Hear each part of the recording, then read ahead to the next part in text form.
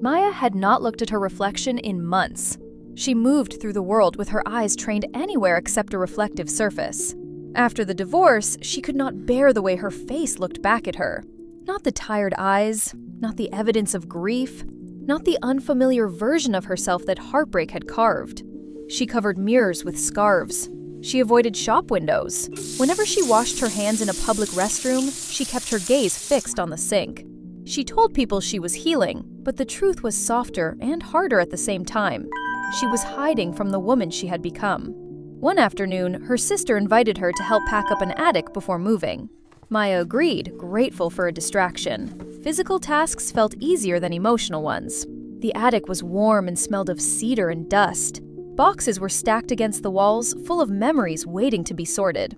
As Maya lifted the lid on one of the boxes, she uncovered a large antique mirror with an ornate frame carved with roses. The silver backing had aged, leaving darkened patches like shadows of time. She brushed her fingers across the frame. When she lifted the mirror out, she caught her reflection by accident. Her breath caught. Her heart stumbled. She looked away fast, overwhelmed by the familiar sting of avoidance. But something compelled her to look again.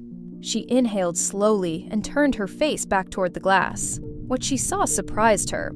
The mirror was not perfect. The silver had faded in places.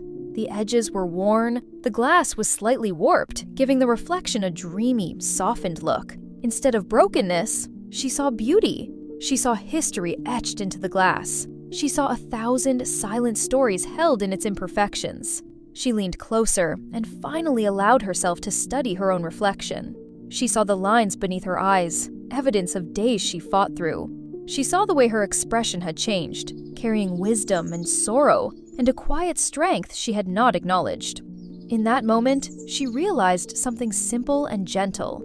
The mirror was not ruined by its marks. The marks were what made it unique. They were proof that it had survived time, pressure, and change. It had not lost its purpose. It had gained character. She whispered to herself, barely audible, "If the mirror is still beautiful, maybe I am too." The thought felt both strange and familiar, like something she once believed but had forgotten along the way. She allowed herself to stay in front of the mirror a little longer. She saw the woman she had been trying not to see. Not the abandoned wife, not the broken heart, not the cracked reflection. She saw a woman who had endured. When she returned home later that evening, she walked from room to room and uncovered every mirror she had once hidden. She stood in front of each one longer than she expected. She let herself be seen, truly seen.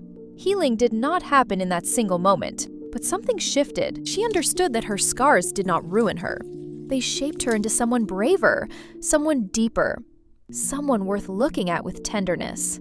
She learned that weathered things often carry the most beauty, and hearts that have known pain often carry the most light.